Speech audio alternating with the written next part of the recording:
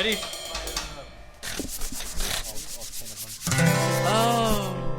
We not dreaming, not ball pipping, not mushy middle man, somewhere in between.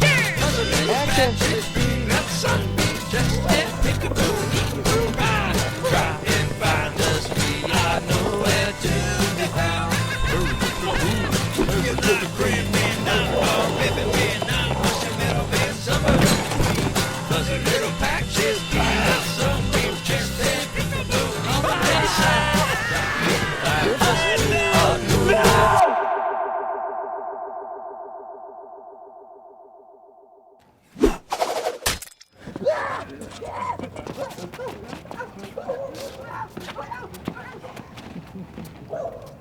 Get out of here! Scram!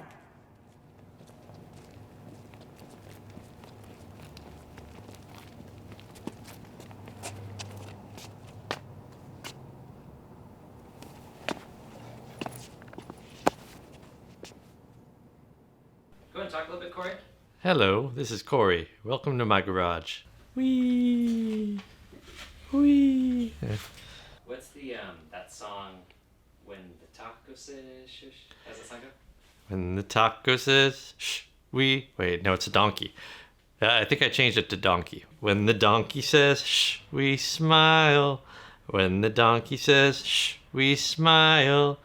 Then we feed him pudding again. We feed the donkey pudding again, and shh. Is that good for you, Steven? Good for me. Okay, sweet.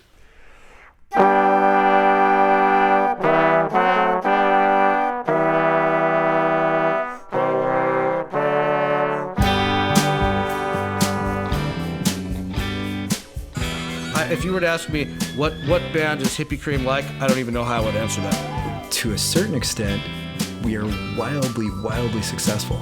You have a really cool organic thing. You make a lot of music. Videos happen. We've done everything. I mean, aside from like go on big tours and make money and stuff like that, right? It'll be all right. It's Hippie Cream. It doesn't matter. It's just fun. Hippie Cream is definitely the best and worst band I've ever been in. I don't think you can ever play Hippie Cream for someone without context. But then again, like, why try? And it says, what is Hippie Cream? And then it has the little TV cubes, a catalog of 300 recorded songs and growing. So many songs, man. There's like hundreds of songs. Okay, I'm gonna go with 200. Am I close? I like them all. It's picking a favorite child. More songs than names I can remember, that's for sure. Taking a fish. Cuddles the Vampire. I gave birth to a lizard. Pudding babies. On the moon. Mystery bus. I'm in love with Bigfoot. King Zillipus versus Hippie Cream. Squishy. Kicky and the Goo. Track 4 is Bushy Dreams. Track 3, Axe in Brain. I don't even know what these songs are. Gummy Land. Donkey in the Deep Blue Sea. Pillows of Death. Matlock's House. Marty's Magnificent. Dayglow, can I say that? Marty's Magnificent. Dayglow Dreamathon. And Cannibal Stewardess too. And most of them are terrible, so you don't want to write more terrible songs. This is the part where we all sing along. Everybody likes it a lot.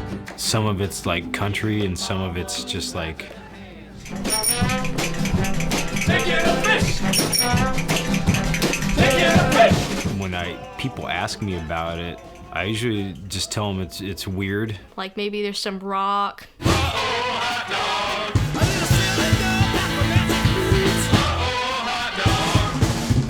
This one just says Hippie Cream 2009. Staples. I don't know. I have no idea what's on this. So I need to give this a listen. This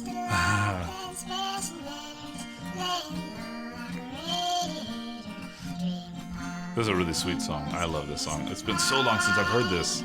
Such a wide variety in the content, audio recording. If you want to see the eggplant king, you must go to Trouser Planet. It was quite the experience listening to Hippie Cream for the first time. Hippie Cream is for everyone, but not everyone at the same time. What fan base? Let's see, the Hippie Cream fans are the people in this room filming us right now, and that's about it. in pre-production on an independent film and soundtrack, which was Marty, of course. I did my report on Hippie Cream. They're the greatest band in the world, and they have 5 members. Going through all the members of Hippie Cream in the order they became involved. First, you have Travis on the bass and a nice deep voice that is used to great effect in a lot of Hippie Cream songs. Ow! I mean, everybody thinks it's really funny, which is not what you want to hear. You know, if you're singing, like, hey, you sound funny as a singer. Why is everybody so afraid of me? I just want to suck some blood right out of your tummy. I'm Cuddles. Then we have drummer Sean. I'm drummer Sean because I play drums. Is that why? Is that all?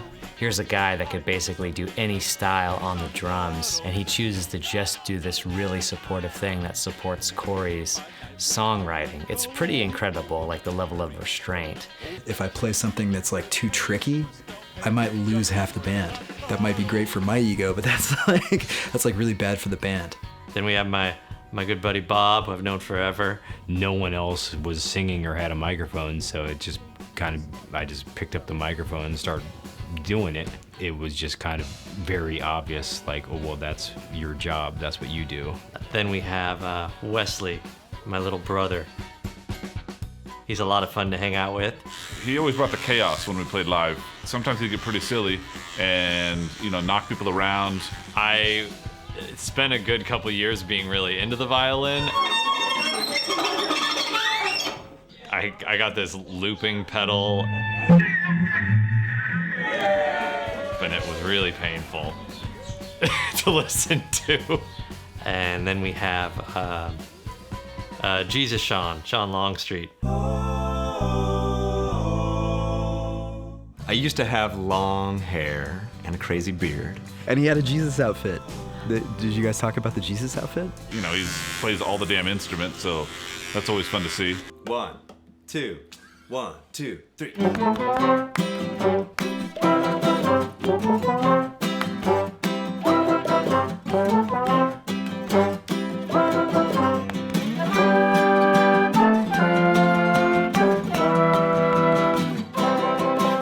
I play all these instruments at a really mediocre level, but I love doing it. He is a rather adept musician, probably more so than everybody else. And he's a great collaborator. Like, you can just give him a mood and he'll capture a mood.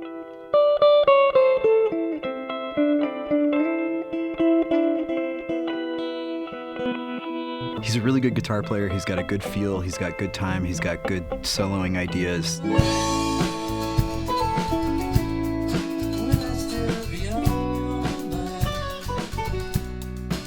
And then we have our newest addition, Dan, who has been hanging out with us so long, he just had to join the band. The whole world of Hippie Cream is Cory's creative universe, but he's brought the rest of us into it. This is like the acoustic guitar I've used almost every Hippie Cream session, as well as what I've written almost every song on. Yeah, these books here are a great Kickstarter to the imagination. Refer to one of these resources, like just opening up to a random page, Italian Straw Hat. Like, that would be a great song title, and you just can imagine the scenario where you would need an Italian straw hat, and then boom, there's another Hippie Cream song. So when I was writing, working on When the Body Says Ouch many years ago, I referred to this book. The name of the movie or film was When the Body Says Ouch, Identifying a Pain in Your Horse. But I didn't want to write about a horse. So I took When the Body Says Ouch, and then I was looking at the page, and another film title was When the Brain Goes Wrong. So I said, when the body says ouch, when the brain goes wrong. And those were the first 2 lines in that song. I mean, he has notebooks and notebooks of songs. And I think what's important is to see the consistency of it, right? If he wrote a bad song, it didn't really matter because he could just go and write a better one. Like, if I was just doing 10 3-minute songs every 2 years, that would be a lot of pressure. But if you're doing like 50, 90-second songs in 2 years, if you have some stinkers or clunkers or lemons or some things that aren't up to par, you don't feel too bad about them. You could get through all the material in a couple of hours, but listening to it in one go through would take you a lot of places and probably be challenging. Strangers in the basement, we ain't going nowhere. You were an oddity, a mystery. I like living things like gender tapioca pudding. Little shell, talk about the ocean. I really don't know many of the origin stories of Hippie Cream. I would say that the band has its roots actually with Bob. Him at junior high school, 8th grade. Yeah, no, there was a kid that we were both friends with, and he said, I know a guy that's weirder than you. You're the second weirdest guy I know. And I was like, no way, I want to meet him. And he introduced me to Cory. And we've been friends ever since. So Cory started a band with our friends Ian and Mike. What was the name of that first band? Loxley Hall. That was like, we were probably like 18 at that time.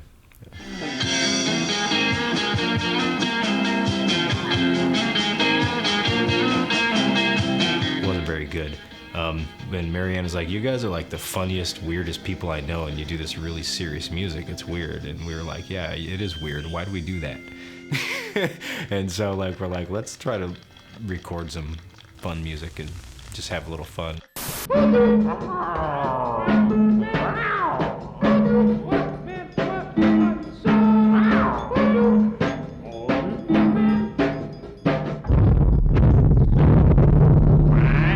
Yeah, there was Who Do What Man and So, and there was like a few of those songs became Hippie Cream songs too.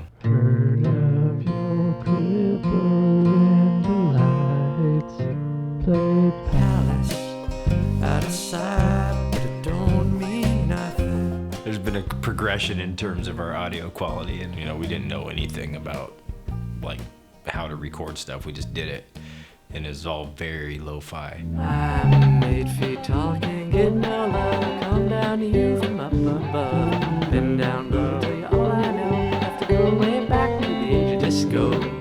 Our friend Ian passed off Acid recording the software to us, and then recording became so much easier and so much faster.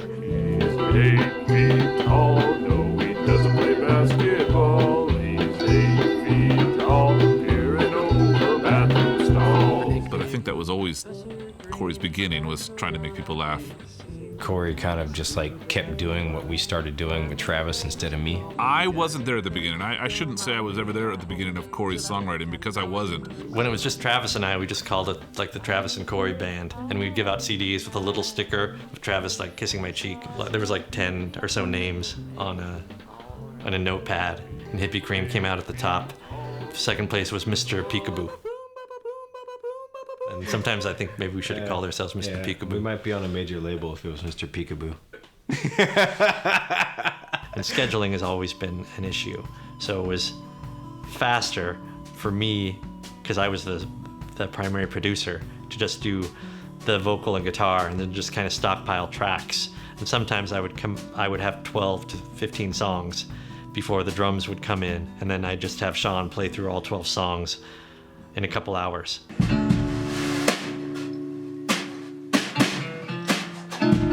When you come in and you're playing drums on a song last, You gotta wait for a while. it's not the best. This is the last one, and then you're up, Travis. This is gonna take a while. Good. It's a totally backwards way of recording. Cory's feel and his time are really inconsistent. So when you're having to like speed up or slow down to kind of catch up to the guitar part, it's not that fun. At some point, it was show up to Cory's room, listen to the song once. He hits record and you kind of play over it. He said, "Sounds pretty good, buddy." And you're like, "Wait, I don't know the song." He said, "No, that's great. I have 5 more songs for you to record on this afternoon." He was like that with everybody. Just say, yep, whatever that's great, let's keep going, let's do the next song. You only get a few takes. And if you don't get it right, then your embarrassing take is going to be on the record, and you're going to have to live with that. People are off key, or the instrument doesn't really belong, but I was just so happy that they wanted to contribute. So when I first started recording with Hippie Cream, I was in college, studying to be a music teacher, and I was in the academic world. It was a very strange thing for me to just shift the mindset from I have to play perfectly, in tune, all the right notes. Yeah, it was never about having a pristine finished product, and if I'm not precious about the material, then no one else has the right to be. So let's just get in and do what's right and have fun. You listen to the catalog and you hear a lot of those moments where you're like, wow, that's on the record. Okay.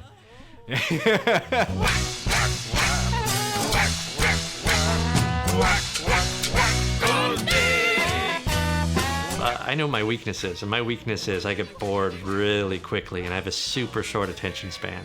So if I'm recording something, it's going to be done really fast and probably not to the quality that other people in the band would like. I sort of had to make peace with sounding really bad,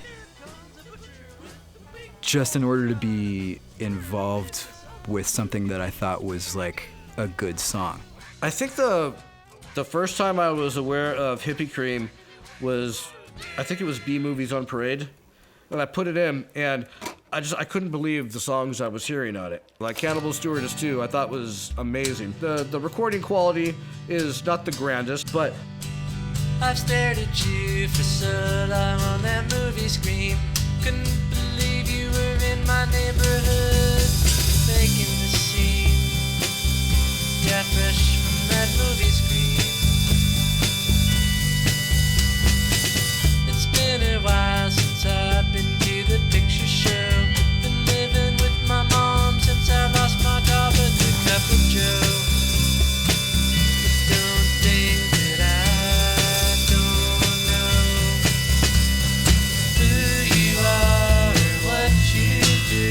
You were in that movie, Cannibal Stewardess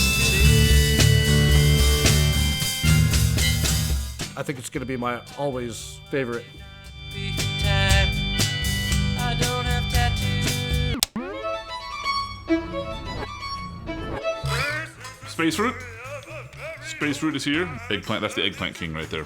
Well, there's two records, both dedicated to the universe of Space Fruit, which is essentially the story of an orphan boy and an old man traveling in a frying pan to outer space and discovering the planet of fruit. Because before Space Fruit, I had been making lots of songs and kind of handing them out to people.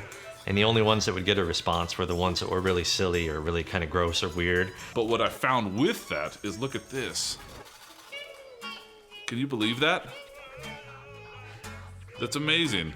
So I didn't really have that much faith in myself as a songwriter. I said, whoa, people like Space Fruit.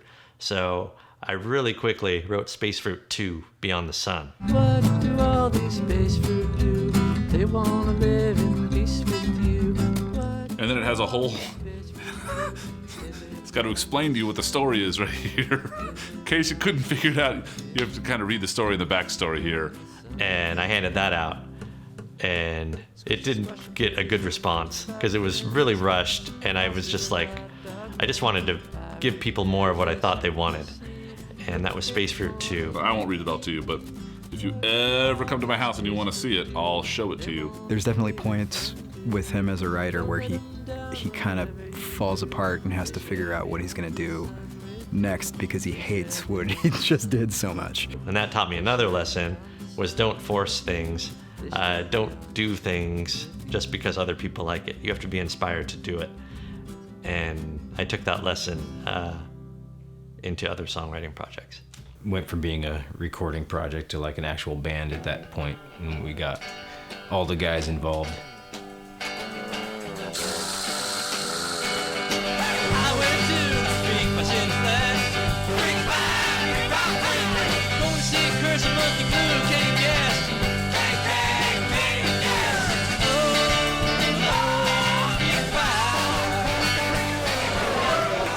This is actually the very first ever Hippie Cream t-shirt.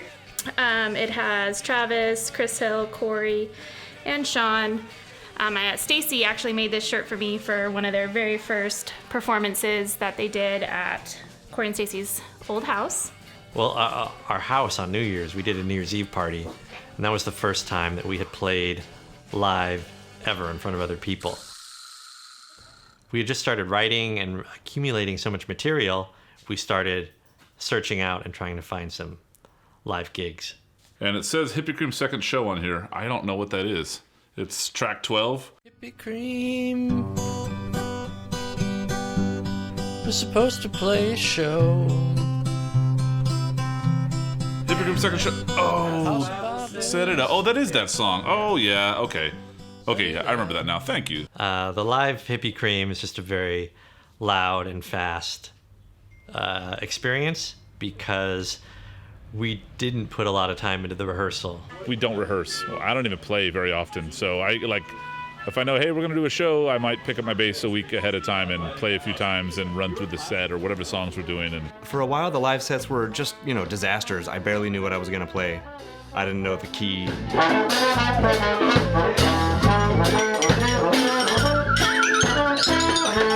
And I forgot like parts of songs, and that's never cool when the bass player just drops.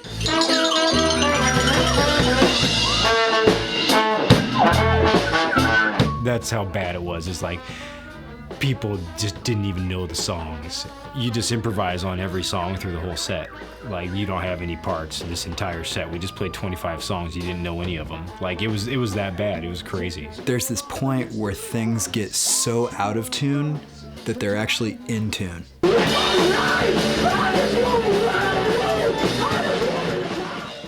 I thought we were a punk rock band. I don't know if anyone else thought that. If there's any takeaway from a Hippie Cream show, I think it was like people going, wow, that band was really weird, but like they were having fun and they either liked it or they didn't. There's lots of different sounds you can make in Hippie Cream. But if it's a cowbell or a crazy horn, you have to put it up to the microphone so that everyone hears it. And if it's the tambourine, that's the loudest instrument in the band, you should probably put that on the microphone too. Tambourines and cowbells and whatever those whirly things are called. And Wesley had a scratch board tie. Bob and drummer Sean just had these massive boxes of the most random percussive instruments. So I would basically just get on that. Whatever song called for, I'd pick whatever weird instrument or weird percussion thing, and I'd play the heck out of it. So this is a shaker. It is made out of beer cans. It's taped together with packing tape and full of rice. It sounds like that. This is like sort of wildly inappropriate for Hippie Cream based on the fact that this is Blue Moon and the official beer of Hippie Cream. The official beer of Hippie Cream is Tecate. For the old days. There's definitely a phase of the band where we were just drinking bricks of Tecate, man, like those 30 packs, I don't have a deep answer, but it was a cheap beer to drink. Beer ain't free. 30 packs of Tecate, man. Just drinking Tecate all the time. Did I tell you how cheap this was? We would play really obscure bars in the Inland Empire and at the time really obscure bars in Los Angeles. I think there were more people in the band than there were in the audience. Definitely. Was that ever after our LA tour? When we toured LA for a little while? We are looking at the Hippie Cream 2008 Topiary Tour jacket. It's the first and last Hippie Cream jacket, and there's a guy peeing on Hippie Cream right there. You look at the dates and you realize it wasn't really a tour. It was I guess it was a joke, because there's 1, 2, 3, 4, 5, 6, 7, 8 shows on here over a 6-month period. So not really a tour. Well, they're all in Southern California. I think we're looking at 3 different counties here, right? Those were back-to-backs, May 29th and May 30th. I think that's when we started it, it was going to be a tour, but then we did 2 shows, and then apparently we didn't do another show for 5 months. Must have been a busy summer. October 23rd, and then we had shows in Oxnard, Mai's Cafe in Ventura, Mr. T's Bowl, and Club Dingaling. I remember that was in Silver Lake. That was the end of the year, so that was the jacket, but it's a living piece of Hippie Cream memory here. The actual amount of work it takes being an active gigging band and hustling for shows and trying to build an audience, it takes a lot of energy, and I thought it was taking energy away from the writing piece and the recording piece, which is what I really enjoy. You know, we'd drive 90 minutes to get to a show from Hemet, you know, spend money on gas, buy dinner, buy a bunch of beer. You know, we'd come home $80 more poor, you know, when we'd get home. And so, I mean, it was going to end anyway. You know, just, it was fun.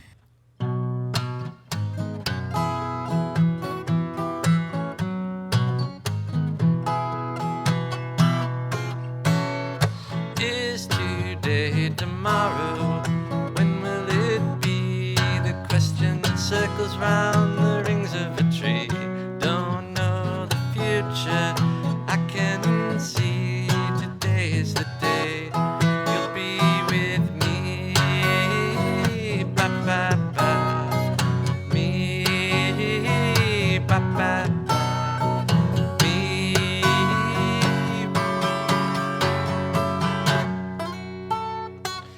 Is today tomorrow? I had a student in my class many years ago, and every day for calendar, you'd have to say, what day is tomorrow? What day is today? What day was yesterday?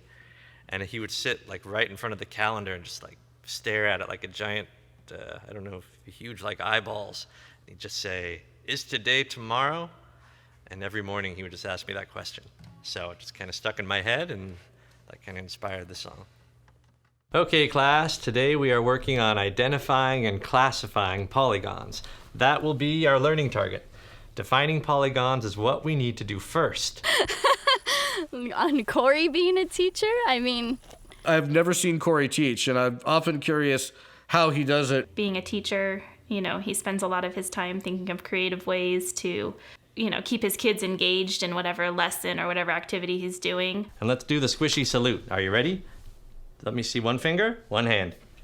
Ready? Squishy, squishy, squishy. And then fold your hands and smile real big. He had his own version of like the things he would talk about. Just Cory world. He's funny. He's nice. Yeah. Does he say weird stuff to you? Yes. Yes, he says stuff that's gross / funny. He has his own language. It almost seems like everything he just describes as squishy or wobbly or gooby. Just anything. It makes the home life very interesting. Taking a fish. Depends on the sentence. It could really mean anything if you want it to. Talking with your friends, just say BRB, gotta take a fish. And it was just a nice way to talk about using the bathroom. Talks about fish sticks and chili dogs a lot. He'll sing Hippie Cream songs he's working on, just sing them around the house. About traffic cones. Whatever. Donkeys. An equilateral triangle has 3 equal sides. An isosceles triangle has 2 equal sides. Scalene triangle has no equal sides. Don't forget the right triangle.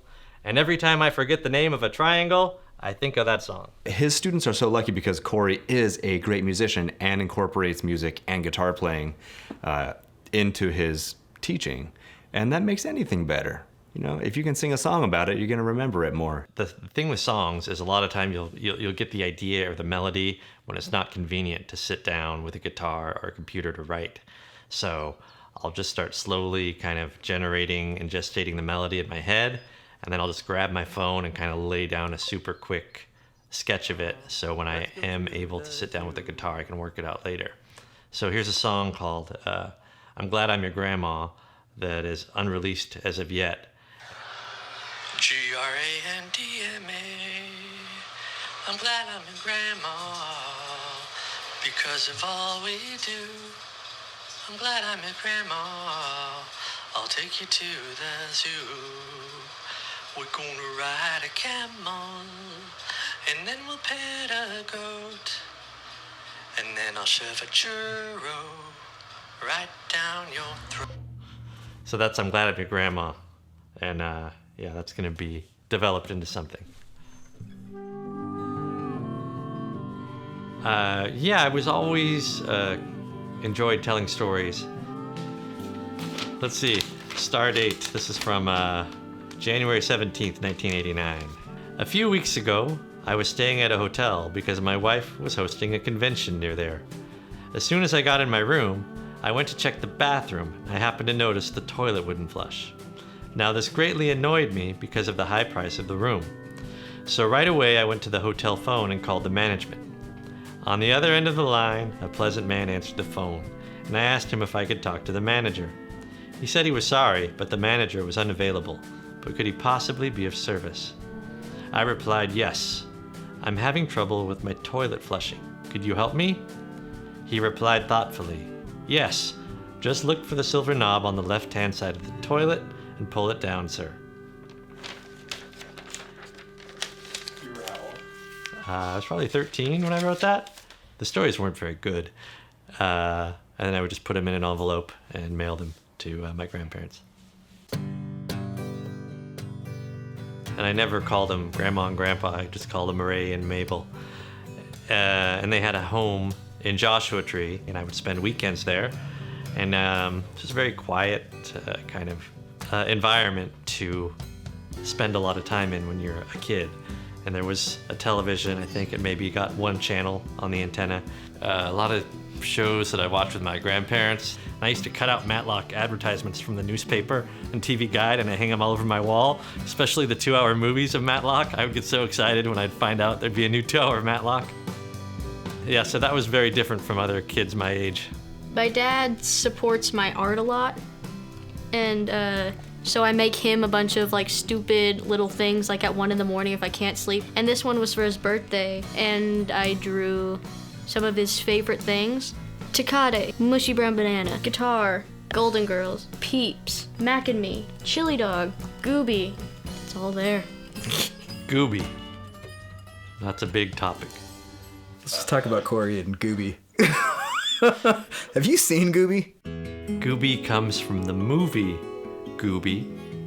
It's about a giant bear that starts off as a teddy bear that befriends a boy, and the boy's name is Willie. Gooby is just such a huge part of my family. It's a lifestyle, really. What do you think about Gooby? It's awesome. It's awesome. I like the part where Goofy says, "Look, Willie, the hot dog peed." Cory has been buying up copies, like physical DVD copies of Gooby, and giving them to people. And he just wants to share that with the world. Yeah, Gooby is one of the top stories that I tell my students. I have a little cubby in my class, and during independent writing time, they're able to practice letter writing skills by writing to Gooby. I tell them Gooby lives in my basement, and he makes pudding for me, and he stirs it with an oar. And then I take those letters home and share them with Gooby. And I tell them how happy Gooby is to get letters from kids in my class. Yeah, I don't think Gooby's ever getting those.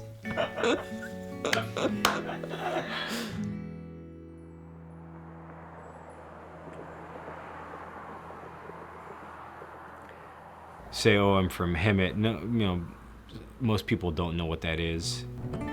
Wait a second, you don't know where Hemet is? Come on, let me take you on a little geography lesson. All right, so you got LA up here, San Diego down here, and then an equal distance inland, you got Hemet. I personally think it's a paradise. Hemet is heaven, and we even have a bumper sticker to prove it.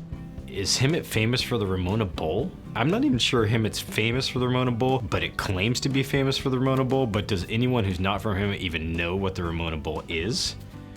Hello, we are here at the beautiful Ramona Bowl. This is the home of the Ramona pageant, which is California's official longest-running outdoor play. I have been a part of the Ramona pageant for 3 years now. The Ramona pageant is one of the biggest events we have here in Hemet. People come from all over Southern California to watch it. The Ramona pageant became known through Helen Hunt Jackson, the writer of the book Ramona, which took place in the Hemet-San Jacinto Valley. There's a lady that came up to me, her name was Ann Ballo, and she's, said, hey, the City of Hemet is going to be turning 100 years old, and we're looking for a way to celebrate it. And would you be interested in writing a play about Hemet? And immediately I'm trying to be friendly, and oh, wow, that would be sounds just fantastic. And in my mind, I'm thinking, how do I get out of this? I don't want to do a play about Hemet. That's horrible. I wonder what Urban Dictionary has to say about Hemet. Old Town in SoCal, a place where old people go to die. Our museum concentrates on the history of the city of Hemet, which was more or less a planned development. Some visitors to the area who were rich guys from San Francisco who wanted to get richer saw a wonderful spot up in the mountains in the Hemet Valley and saw it as a perfect site for a dam. Each of the 40-acre parcels are able to receive water from the Lake Hemet Water Company, putting even more money in your pocket. I started realizing actually how little I knew about the town. You know that we are really here for something else, another claim to fame that Hemet has. Are you familiar with that claim to fame? Oh, yes, sir, I am. We are the shuffleboard capital of the world. We're all from there. I think only one of us still lives there. Put it right there on the grill. See that sizzle? That means it's hot. We are in my backyard in beautiful Hemet, California. It's a beautiful 102 degrees in the shade today. Oh yeah, I'm a lifer. Yeah, I was born here, and I moved away for a couple of years, but then I came back, finished school, and I work here in town. I work at the high school that I went to, and I'm really proud of that because I feel like it made me, and I want to kind of contribute. After Travis and I had hung out for a few months, he met my sister, and sparks flew. My parents' washer and dryer broke. So I took a bunch of laundry over to Cory and Stacy's. Wynn was doing laundry. Travis was there with Cory hanging out, and Travis and I watched Hannibal and just hung out and talked, I think, pretty late. This is kind of cool. He's pretty cool. Like, oh, does Cory think this is kind of weird? Is this going to be a problem? Cory's response was, well, I don't really care, but I'm not going to lose a bass player over it. He's sweet.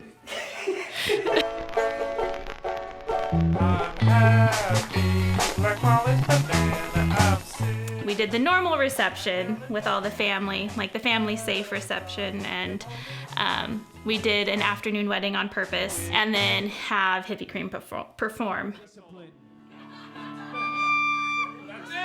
We did some pretty bad songs. Like I played clarinet and I don't know how to play clarinet. So that's how we opened the show. So I'm sure my family who was there went, what is this?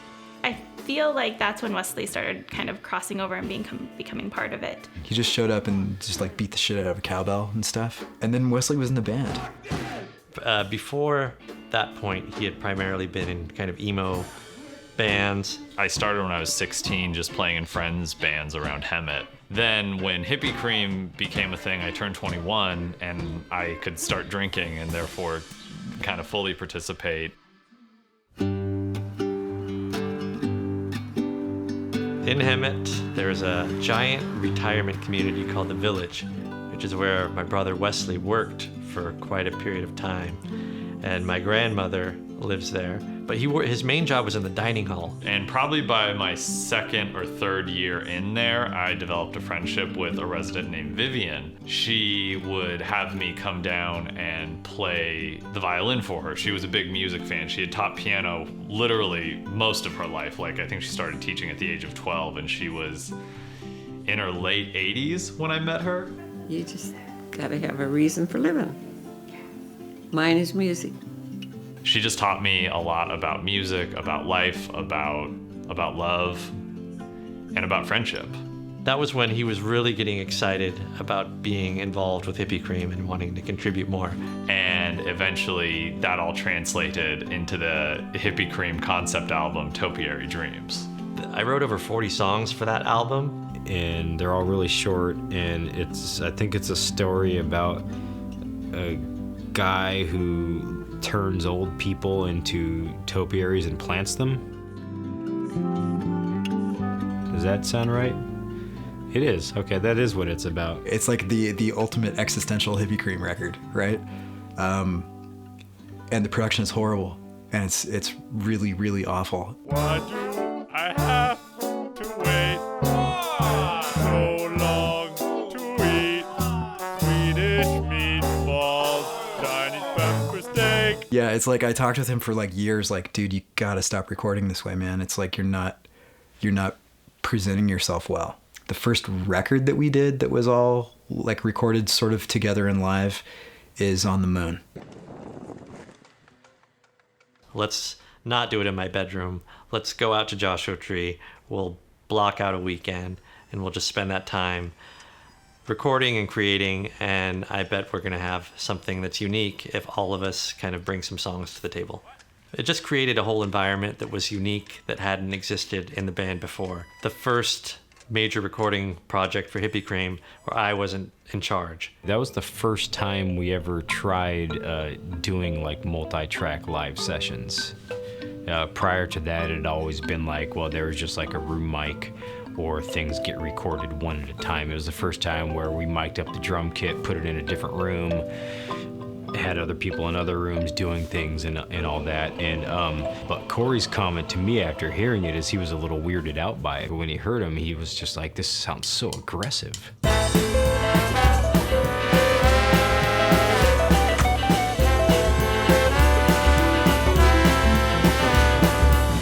up the stickers by the funeral home, so when I die, I don't have to eat alone.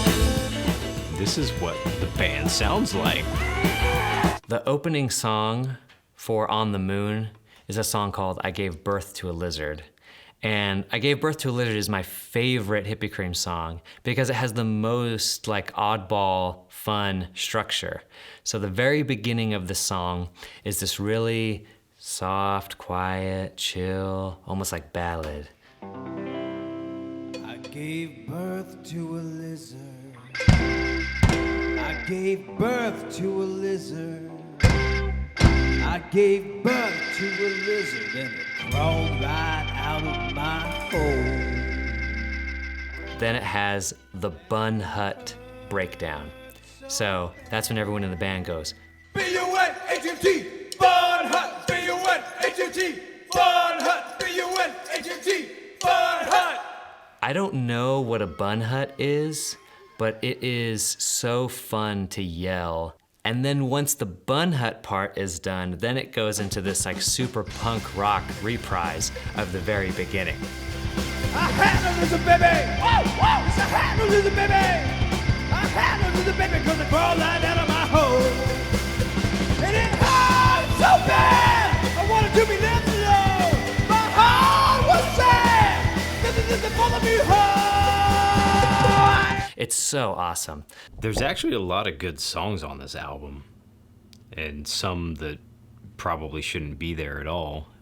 20 tracks. You could probably cut half of it and you'd have like a clean, cohesive record, but then you'd lose some of these gems. Which is the one with, sorry Wesley, but the violin sounds like random notes that are louder than the lead vocal.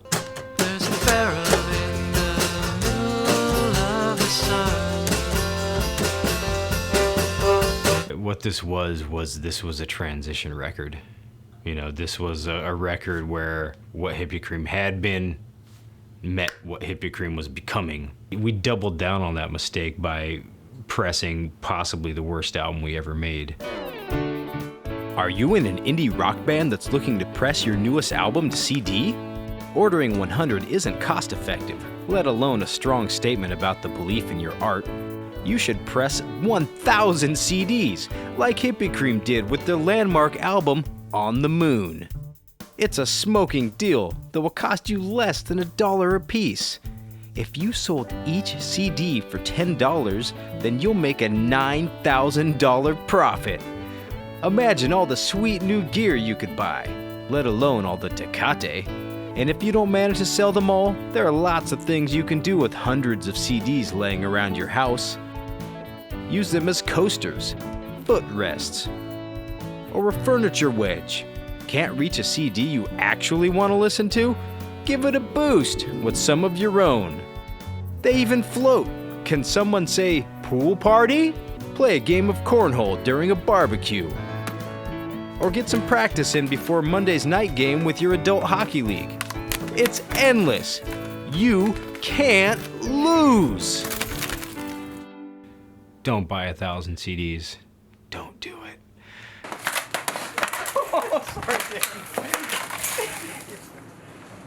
How'd that feel, Bob? That was fun. Dan was kind of the first friend I had who listened to Hippie Cream and genuinely liked it. All my other friends thought Hippie Cream was just kind of weird, and they frankly didn't really seem to care much about it. I just loved those guys, and I just wanted to hang around them, and so filming them really was my opportunity to just be around them all the time. Daniel first got involved with Hippie Cream from my perspective, and all of a sudden this music video came about for Life Is Long.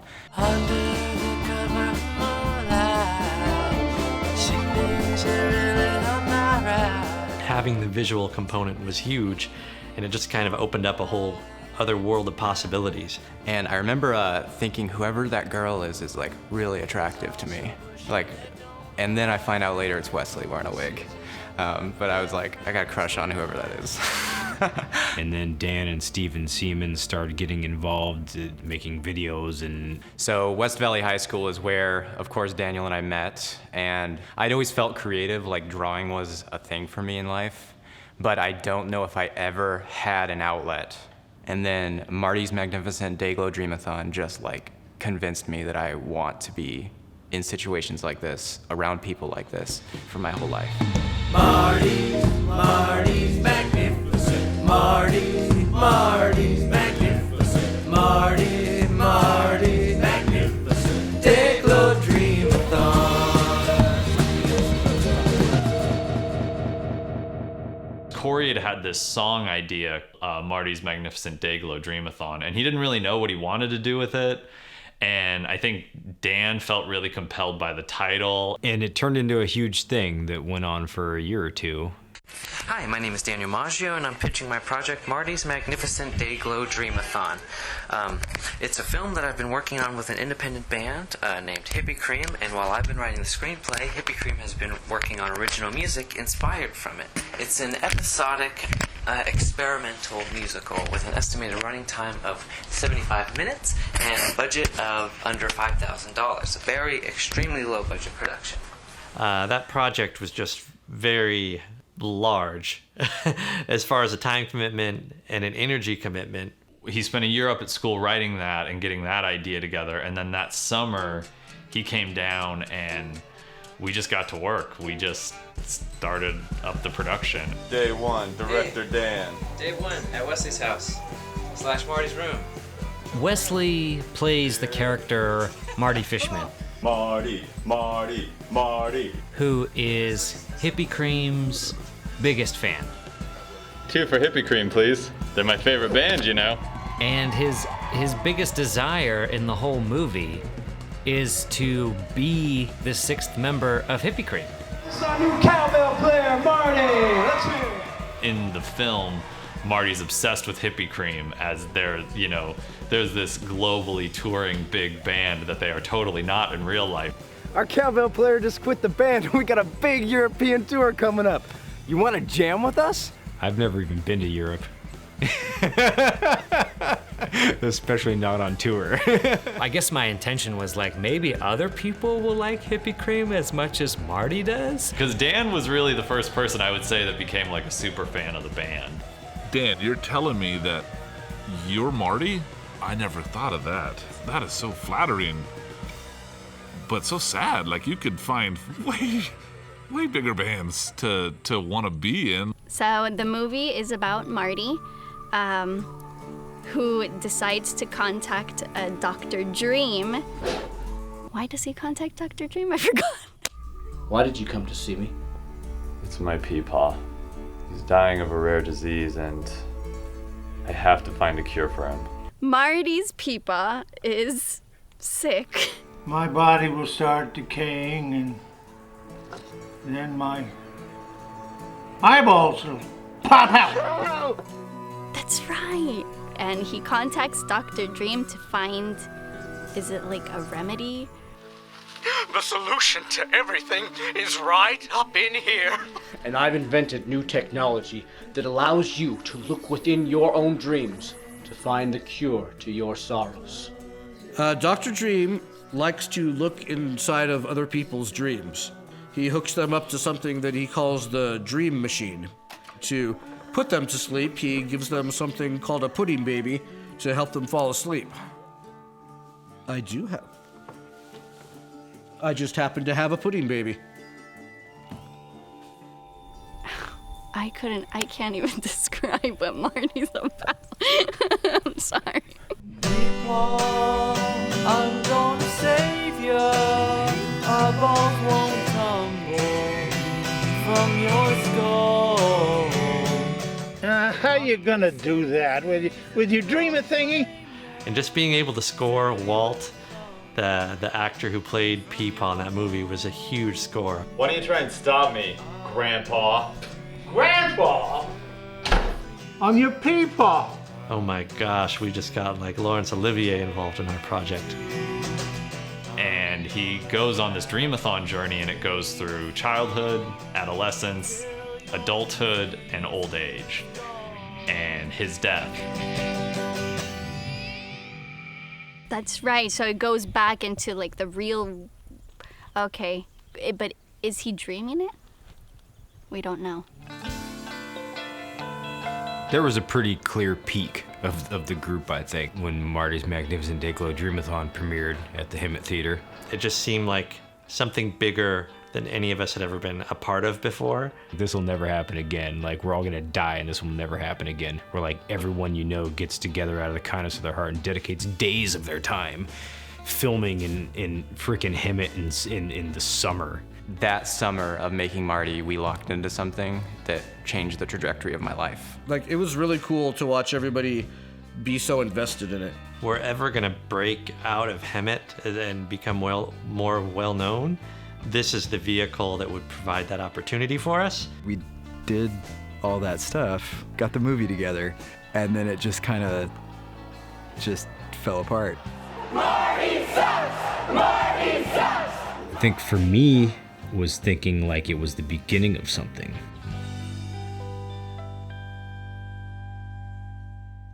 I'm David Fleming. It's KVC Arts, dedicated to arts and entertainment in our region. Now, on to Hippie Cream, perhaps one of the finest bands you've never heard of. Their latest CD, Antique Imagination, is without a doubt the most focused of any of their releases. I had several of the guys from Hippie Cream in the studio recently to talk about Antique Imagination as a CD and as a short film. First, though, barely over 90 seconds long, here's the title track, Antique Imagination.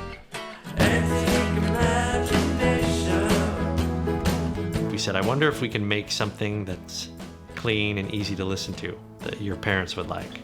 My dad loves Hippie Cream. I just love the creativity on Antique Imagination, Sean. Great work, and my dad's like my #1 fan. Yeah, I think that is my dad's favorite record. He kept sending it off to like magazines to be reviewed. Just giving it out to everyone. Say, hey, check out my son's band. They did this really good record, Antique Imagination.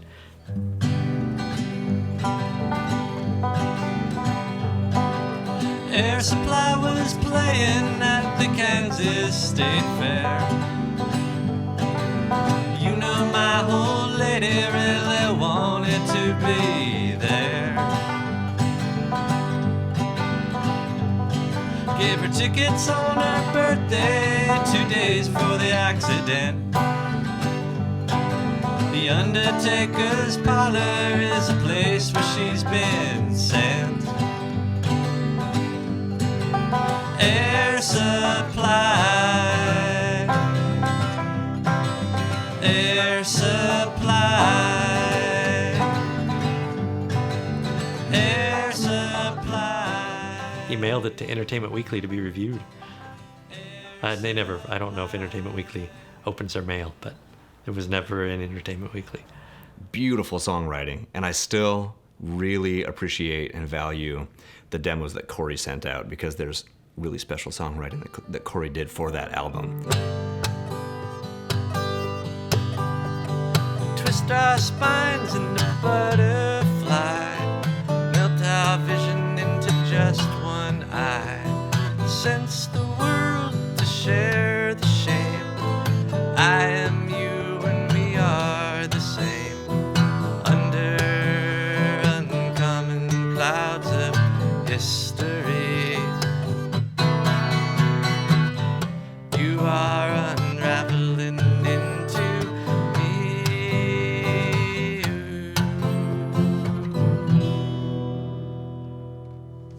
That's where the magic of Hippie Cream is. It's like in Cory's lyrics and in his singing. What was that line, man? Oh, wait. What did I just do?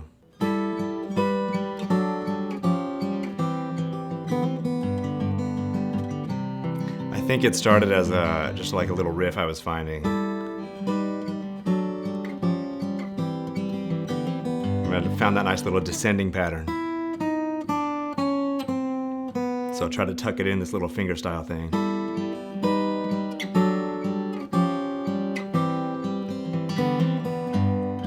I think it was like it should have been raining. It was like winter, but we hadn't had any rain, and I just called it like rain already. I sent it to Cory, and then he wrote this beautiful thing back that turned into Parlor Tricks. It intimidated me when I first heard it. Like, this sounds too grown up. I can't play this. It has like really nice changes, has like a really nice, acoustic guitar part. So it's sort of out of the ordinary for what we would typically do. Cory put these great words to it, which blew me away, and they still do. Parlor tricks are all I have, then don't feel bad when smoking coins are all that's left of me.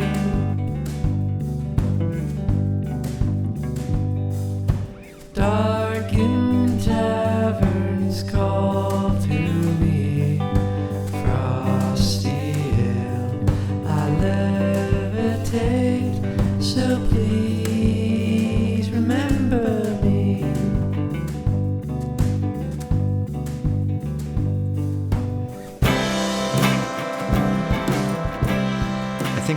I think the whole thing for me like really peaks with Antique, because the focus at that point is still on trying to make a good record. We couldn't tour. We never really discussed it. I mean, by the time we really got things going, half of us had kids and families and stuff. So we decided that let's try to publish for TV and film. They had a business website to try and promote the music. Hi, I'm Robert Olson, musician and producer since the days of 4-Track. I created Strangers in the Basement for all the writers and musicians that I've had the pleasure of working with over the years, and to help find a home for their creations. The feedback we were getting on the Hippie Cream stuff, it was not good for TV and film, unfortunately. So these are like feedback forms. You'd submit stuff for like listings for licensing music, and like these are some of the feedback you got from Hippie Cream songs, right? Yes, that's correct. Okay. Yeah.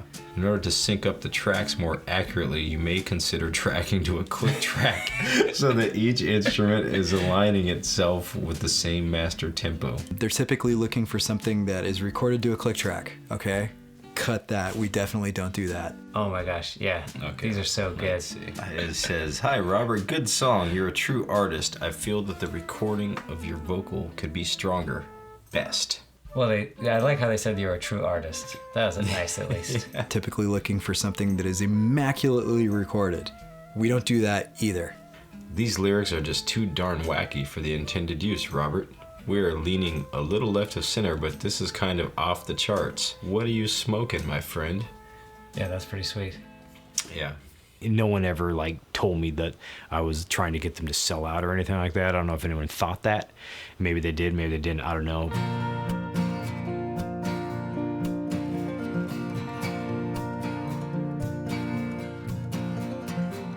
I've stared at you for so long on that movie screen. Couldn't believe you were in my neighborhood making a scene. You're fresh from that movie screen. Who you are and what you do, you were in that movie. Cannibals to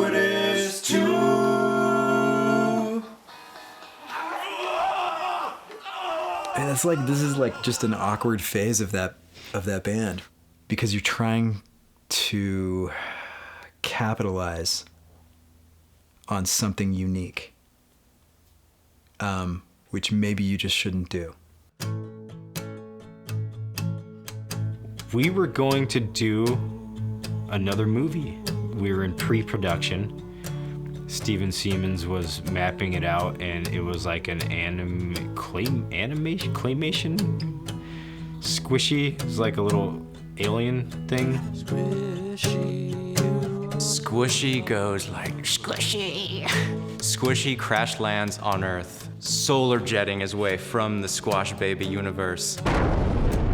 His story on Earth is about him rediscovering his purpose in life. And that's what he does with the aid of an old man, of course. This is a Hippie Cream movie, and there is a script that exists with storyboards integrated into the script. We developed papier-mâché planets. There were test animations of doing stop-motion squishy stuff. There was some storyboards of squishy dancing and what that would look like. There's a lot of conceptual development on squishy. And we were writing and recording songs for the soundtrack. I don't know why it died, but it did. Squishy is a representation of trying to be too perfect with a creative process and too precious. There was concept after concept and not just doing. And that's not Hippie Cream, and that's why Squishy has not happened yet. One of the curses of Hippie Cream is sometimes things get started and they don't get finished. Everything we were doing kind of went boom at the same time, and Squishy was part of that. Why don't we just take the handful of songs that are already pretty much done and call it an EP? Because we had just lost our momentum. And I said, I feel like I'm trying to turn a unicorn into a horse. And Cory goes, that's the album title. So that's how we got that title. Trying to turn a unicorn into a horse, I think, is probably our most disastrous album. It's just, what is this? It's terrible. And it was a terrible time in my life, and so I don't want to hear those songs. Once you decide that you're gonna try to capitalize on something that is unique, you start then trying to force that thing to be palatable and to be less unique. In my opinion, in retrospect, totally huge mistake.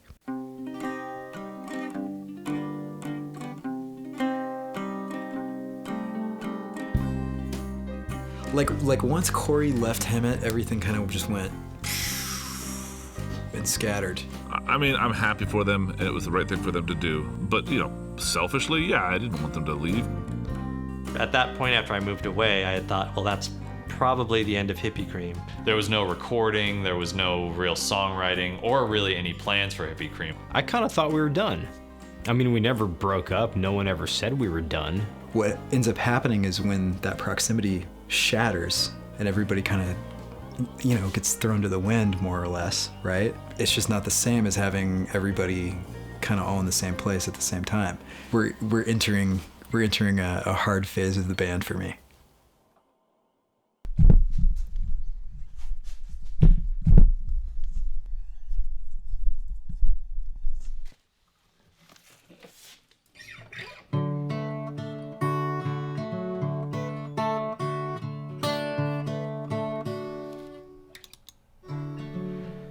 And then Cory calls me up one day and he said, hey, I'm making another album.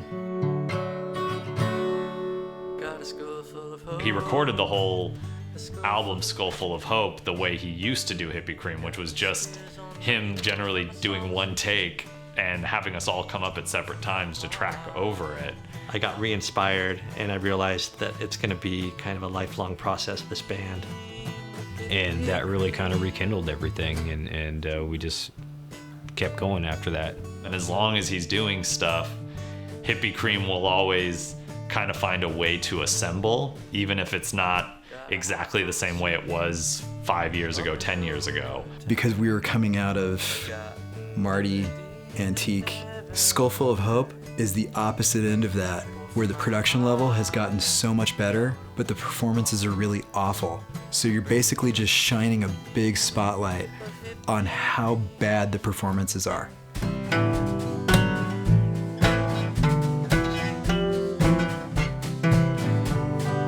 that marked a really hard transition in the band for me that sort of made me want to be less involved. With the incarnation of the band now, it's really hard to get everyone together, so we just kind of get together whenever we can and then hope for the best. All right, 1, 2.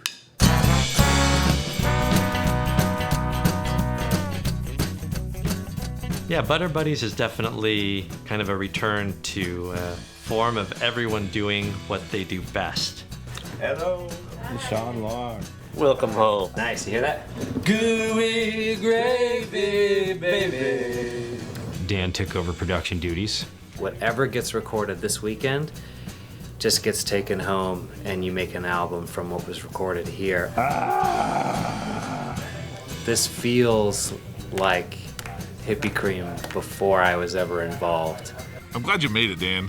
I'm glad you're a full-fledged member of Hippie Cream. Like, what else do you have now? I mean, you could just die happy. Butter Buddies and then Matlock's house. Okay, cool. Let's do Matlock's house, because that's just fun. Yeah. He's a whiz at defending crimes, wears cheap suits all the time. Matlock's house, Matlock's house. Gotta make a run for Matlock's house. So it's like the best of both worlds. It's like old school Hippie Cream with beautiful sounds. I'm going back to bed after this.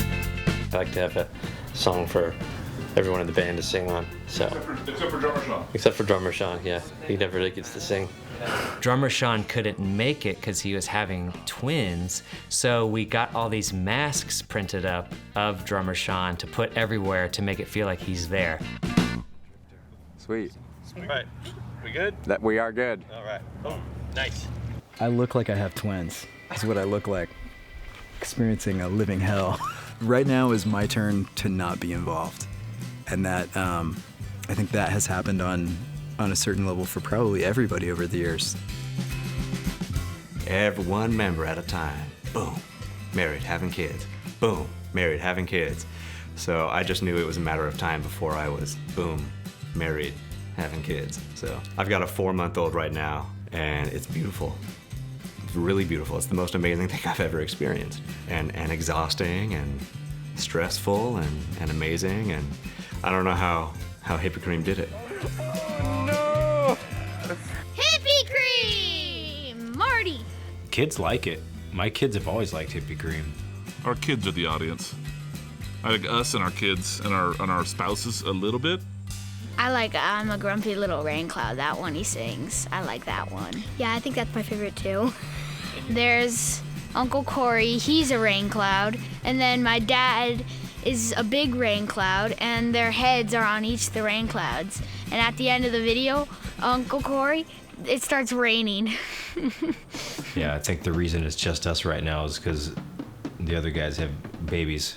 Me and Cory are a little older, so our babies aren't babies anymore. When I was like just really little, around like 4 or 5 years old, 6, it just kind of all mashes together. Being in his recording room, singing Gabe and Thorn with him, and during the recording in the song, you can hear me, and it was my first time ever opening a can of soda. It's like once I opened it, I like ran out of the room, and you can hear it in the song. I'm singing like, "Mom, I opened it." Because after you've written so many songs, you wonder like, well, why do I need to keep writing songs? But eventually, I mean, I'm gonna not be here, and then who's gonna write Hippie Cream songs? I think the kids of Hippie Cream are gonna have to re-record and re-release all the old stuff. Uncle Cory mentioned that they were gonna start a Hippie Cream Jr. eventually. Let me tell you about a band called the Blue Knot Twins. Your thumb and your power and you wiggle your wrist. Spin around. You make a sound.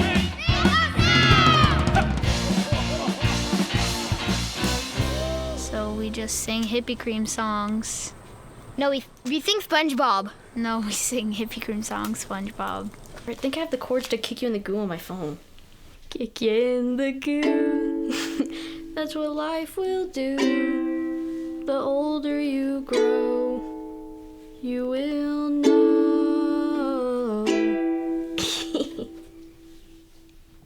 Oh, yeah. Well, it seems like it just keeps moving on because it's not really a performing band. When they get together, it sounds good, and they don't have to rehearse a lot because they're all pretty good musicians, I think. Yeah, but it's good. Yeah, and they keep the hits coming.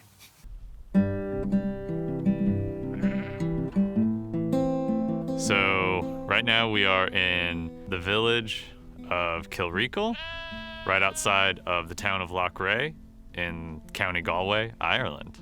I'm not ready to fall asleep. There's about 60 to 70 sheep. My father-in-law, Pat, would say it's a hobby farm. It's definitely more of his, he says it's a lifestyle choice. I am here because I fell in love and married someone by the name of Niamh Regan. When I met Niamh, I very quickly knew that this is the person I wanted to marry. There was just the whole thing of her living over in Ireland that I wasn't really sure how we were going to overcome that. We did a very small civil ceremony out here. You sign the paper, you kiss, and then we're doing the big party, the real ceremony, the real quote-unquote wedding ceremony in California at Villa Vega Vineyard with all the California side of the family and some of the Irish side of the family coming out for it. Really, the big reason for getting married in California was just to have a good enough excuse so Hippie Cream could perform. 100%.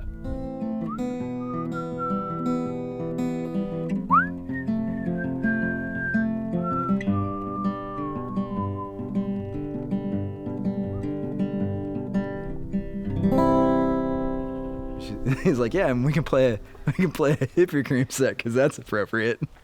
That's appropriate for a wedding. I apologize ahead of time. We played this for the first time 4 hours ago. This is rehearsal number 2. How did we start it?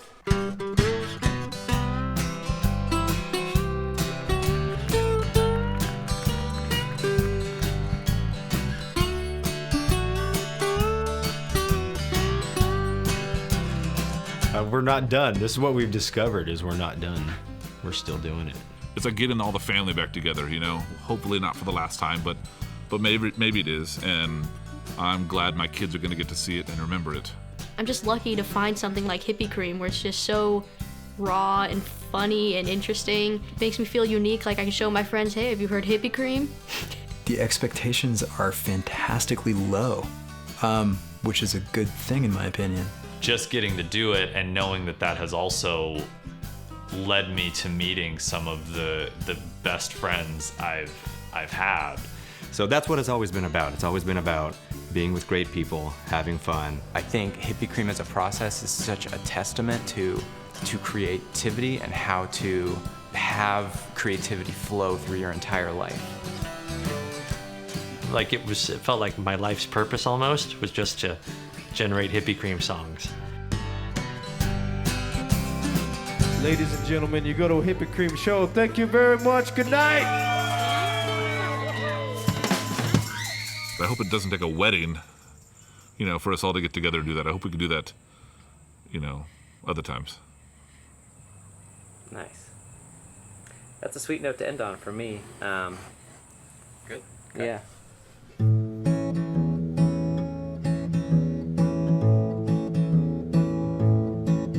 When the taco says shh, we smile. When the donkey says shh, we smile. When the gorilla says shh, we smile. And we do it again. We do it again. I've been here a long, long time. I think that I am losing my mind.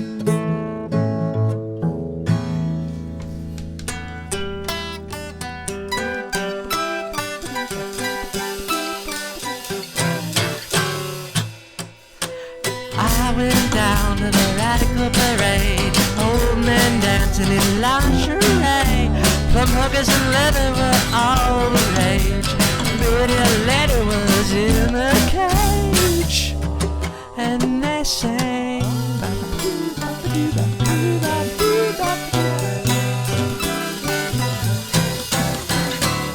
Lady, boys were dressed like circus clowns, the armpit tattoos and wedding gowns. Gal and me, we had to smile. We pierced our nipples with a sausage smile. And they sang.